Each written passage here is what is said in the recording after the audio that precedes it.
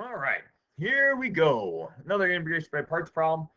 We have the integral of natural log of x over x squared dx. Okay, so once again, integration by parts. Let's figure this out. Got to pick our u. All right, can't use substitution. I'd probably pick x squared. U equal x squared. Take the derivative. I get 3x. I get natural log. I get 1 over x. Doesn't work out, so we're going to use parts in this case because we have a function multiply another function. If you're wondering what that is, we can just say this is the integral of x to the negative second times natural log of x dx. All right, so solving this, we're going to have u. Well, using light, little integrals always tastes excellent. My first pick for u would be a log. Do I have a log? You bet I do. So I take natural log of x. dv is going to be the other function, which is going to be x to the negative second. We then find du by taking the derivative of u, which is 1 over x. We then take the antiderivative of dv, which will give us v, and that's going to be negative x to the negative first. All right, we have that right there. And now we're going to use what I call magic 7. Help us remember how to use integration by parts, because remember, it's the reverse product rule. So u times v. So magic 7, u times v, which will be negative natural log of x over x. I'm just simplifying this while I go, minus the integral of v times u. That's the last part of the 7. All right, negative we have is x to the negative first times, this is going to turn to x to the negative first right there. All right, x to the negative first there, dx. A little simplification, probably did that already in your head. Negative times negative is a positive, so we have negative natural log of x over x. We get a plus integral of x to the negative second. Add our exponents together. We can finish that easy integral off. We already did it already once. So we got negative x to the negative second, which is 1 over x. We're going to have our negative natural log of x right here over x. We could factor out a negative 1 over x, but I'll just keep that just for time's sake. And there we have, all right, our integral. There we go, a little integration by parts. Let's try another one real quick. This one we're going to use definite integrals to help us solve. All right. So definite integral, we're going to do the same thing. We've got to find the antiderivative. We have x times e to the negative x. Once again, if you were to use a u substitution, I'd probably take negative x, but the derivative of negative x is negative 1. We're left with an x, so we're kind of stuck. So I'm going to use parts here. So we're going to use u. We need a dv. All right. We'll have this right here. Now, in this one, we're going to pick our u. Little integrals always taste excellent. So we got a exponential. Well, exponential is the easiest one. So that's going to be our dv. So our next hardest one is a, which is exponentials. Sorry, algebra. We're going to pick x here. We're going to take e to the negative x, because that's easy to integrate. But v up here, du down there. All right. So derivative of x is 1. Integral of e to the negative x is negative e to the negative x. So that's okay. Let's then use magic 7. Bada bing, bada boom. Magic 7. Don't fail us now. So we have negative. All right. X, e to the negative x, because we take u times v. Then we take v times u minus the integral of, what do we got here? Negative e to the negative x. All right. And what we're going to do here is, remember, we're going to be integrating this from 0 to 1, but we're not going to do that until the end. So what we have right here is going to be negative is positive, so we have negative x, e to the negative x. We're going to plus the integral of e to the negative x. That's going to turn to negative e to the x. Negative x is. All right, and then we're going to have negative x, e to the negative x. Now, before we continue, we do want to integrate this from 0 to, what was it again?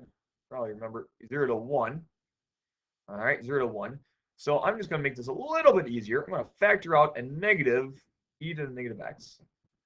All right, I'm going to have then what's left over is x, and since I factor out negative e to the negative x, I'm going to have a plus 1 right there.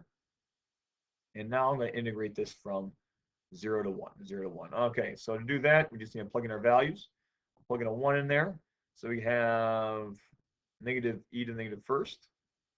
We're going to have a 1 in here, so it's going to turn to 2. So I get to multiply that with 2. All right. And we're going to minus our lower limit. We're going to plug this into here. So we have e to the 0 power, which is going to be negative 1. I'm going to plug that in there, which is going to turn into 1. So we have that. And if you see this, we can simplify this a little farther. We're going to have -2 over e. And up here is going to have a +1. And that is our definite integral value. All right. So once again, you find the integral, all right, using parts. Find the u, magic 7, simplify it. Once you get your actual integral, and then you plug in your values with the definite integral. I have a little more time. I'm going to do one more. All right. Once again, definite integral, integration by parts. All right. We had 3 little quickies here. All right. We have x times natural log of x. Obviously, we're looking at this one. Can't use u substitution. All right. This is not a common integral, so we got to use parts here. All right. I keep on saying that because it's really important that you don't get in the rut of just always looking at whatever the book has, because on tests and quizzes, you got to know when and where to use these different integration techniques. So the first thing is we're going to talk about your u, little integral states, always states excellent. We got logs first. We do got a log, so I'm going to put natural log of x here. It's the hardest one to integrate, so that's why we differentiate it here. That's why it's u. dv, well, the rest one is x. So I guess we'll find du. It's going to be 1 over x. We'll take the antiderivative of this. It would be x squared over 2. We're going to use our magic 7. I like to use the sound effects when appropriate. We got natural log of x. We got x squared. It's going to be all divided by 2. We got minus. We got to take the v times du, and that's going to turn into, we got a 1/2 here. Cancel out. We're going to have an x. That's not too shabby. All right. And we have what's left over, -1/2. I'm going to integrate this one first. We're going to have x squared. It's going to be divided by 2, so I'm going to just change that to a 4 if that's okay for everybody out there. All right, just save a little time. We're going to have x squared. We have natural log of x right there, all over 2. Simplify it a little bit. Maybe makes our algebra at the end a little bit easier. I'm going to factor out an x squared over 2. What we'll have left over is natural log of x. We're going to have -1/2. And now I'm going to integrate this. That's the same thing we're going to integrate over here. We're going to integrate this puppy from 1 to e, 1 to e, 1 to e, 1 to e. All right, so now we're going to start with putting the upper limit in first. Good old fundamental theorem of calculus, e squared over 2.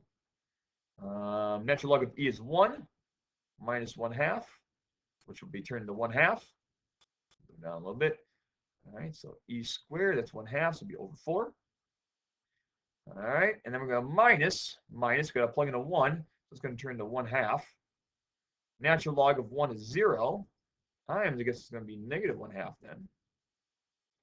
And what we have right here is going to be +1/4. All right, +1/4. And I guess that's what we have. That's our answer. Bada bing, bada boom. We can factor out a 1/4, but we don't have to, and that appears to be what the answer is. Hopefully I did all my algebra right. If you see any algebra mistakes, I'm sorry, I am human. But hopefully the integration steps all make sense and it's good to go. And I hope I plugged in everything correctly and you agree with that. All right, once again, 3 different examples, all using integration by parts. 2 using definite integrals and how you set that up. You gotta first find the antiderivative and then you gotta integrate it from upper limit minus lower limit, and there you go. Well, hopefully this helps you out. I'm going to do one more lesson. The next one's going to be on using tabular integration. So we're going to do a couple problems with that. But good luck and God bless on the rest of your problems.